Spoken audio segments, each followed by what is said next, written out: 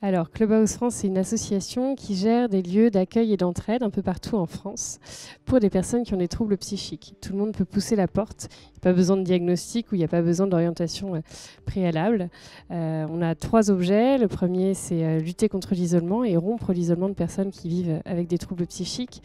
Souvent, on a tendance à se replier sur soi, ne plus oser parler de ce qui se passe, des différences qu'on peut noter avec d'autres personnes. Et donc, du coup, voilà, cet isolement, il aggrave d'autant plus les troubles et leurs conséquences sur la vie quotidienne. Notre deuxième objet, ça va être de réinsérer socialement et professionnellement les personnes qu'on accompagne, qui viennent volontairement dans nos différents lieux partout en France pour retrouver un rythme, retravailler leurs compétences et leurs habiletés sociales. Et puis du coup se réinsérer petit à petit socialement ou professionnellement en fonction des besoins de chacun. Donc on va accompagner chacun sur son projet de vie et de rétablissement. Et puis le troisième objet, c'est de déstigmatiser et de faire en sorte que la société soit plus bienveillante, plus accueillante face à ces différences, face à ces troubles qui sont invisibles et qui parfois ne se voient pas. À Nantes, du coup, on a ouvert nos portes en novembre 2020. Pas de différence avec d'autres clubhouses puisqu'on fonctionne tous selon une même méthode qui est très standardisée, qui vient des États-Unis, qui a fait ses preuves dans plus de 30 pays dans le monde.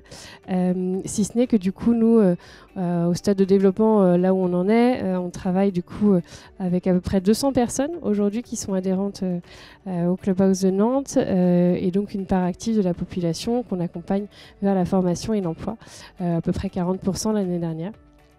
Et puis, ce que je peux dire, c'est qu'on a une part importante d'enseignants et de personnes qui travaillent dans l'éducation nationale parmi nos membres.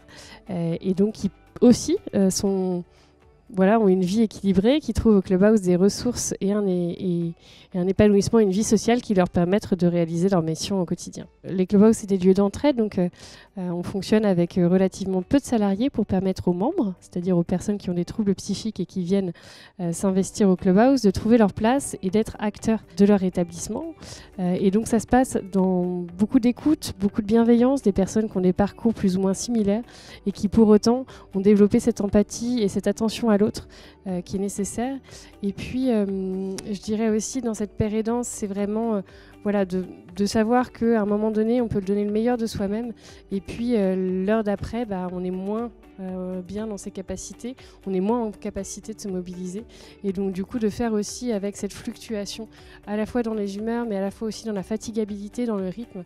Et donc ça, c'est une grande flexibilité des Clubhouse. Le FIP, notamment, nous finance et nous accompagne, est acteur de nos différentes structures un peu partout en France, par le biais de formation et de sensibilisation notamment.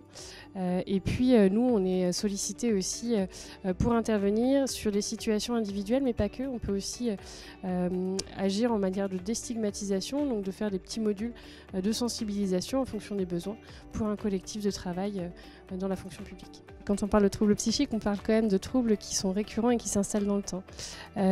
Et pour autant, je pense qu'effectivement, il y a un tabou qui est levé. Les gens osent peut-être plus en parler et se diriger vers des associations comme les nôtres.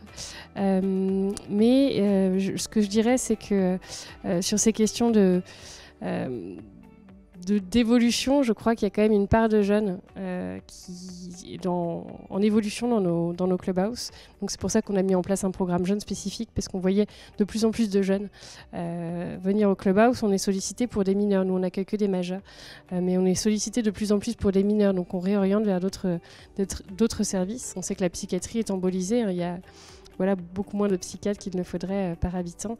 Et donc c'est la première évolution que je noterais. Et sur votre question par rapport aux maladies professionnelles, on pourrait dire, effectivement, nous, on accompagne des personnes qui ont fait un burn-out, mais ce burn-out, comme d'autres événements de la vie, vient révéler des fragilités qui étaient déjà existantes, et la personne était déjà sans doute en compensation, sans forcément s'en rendre compte. Mais du coup, le burn-out vient apporter quelque chose qui va créer une rupture. Et donc, nous, notre enjeu aussi, c'est d'accompagner les personnes après ces ruptures. Parce que je pense que autant agir dans la prévention, et c'est hyper important, parce que du coup, moins la personne va vers des grosses difficultés, des grosses crises, plus elle arrivera à se rétablir facilement. Et donc oui, on voit des personnes qui arrivent après des grosses crises qui se sont installées et du coup une perte de confiance qui est d'autant plus importante. Quand on est membre du Clubhouse, on est membre à vie, donc il n'y a pas de durée d'accompagnement. Ce que je constate, c'est que c'est chacun à son rythme. Donc autant il y a des personnes qui vont venir au Clubhouse avec un objectif bien précis. Ils sont en arrêt de travail, ils veulent reprendre leur poste. Ils viennent s'entraîner dans un rythme de concentration, de mémorisation, de travail en équipe. Et du coup, au bout de quelques mois, ils reprennent leur poste et hop, c'est lancé. On les a au téléphone, on les a parfois sur des soirées ou sur des week-ends qu'on organise. Mais du coup, on les voit vraiment très peu et on garde le lien un peu à distance. Pour d'autres personnes, c'est quelque chose qui va prendre plus de temps. En tout cas, pour ceux aussi qui retournent vers l'emploi, c'est retravailler un projet professionnel, commencer aussi à pouvoir retravailler sa confiance en soi et ses compétences. Et donc, du coup, ils vont utiliser le Clubhouse peut-être plus dans la durée. Donc, il y a encore des membres qui sont présents aujourd'hui, d'autres qui sont plus du tout là alors qu'ils étaient là depuis le début parce qu'ils travaillent, qu'ils sont en formation. Nous, on essaye de maintenir le lien parce qu'on sait qu'on peut aussi être un réseau social où les personnes, elles n'ont pas besoin de quelque part de prétendre être quelqu'un d'autre. Elles posent les valises, elles savent qu'elles peuvent être qui elles sont et qu'elles ne seront pas jugées, en tout cas dans notre espace. Donc voilà, c'est un peu des stratégies différentes. Donc pour moi, il n'y a pas vraiment de durée d'accompagnement, on s'adapte vraiment au rythme de chacun.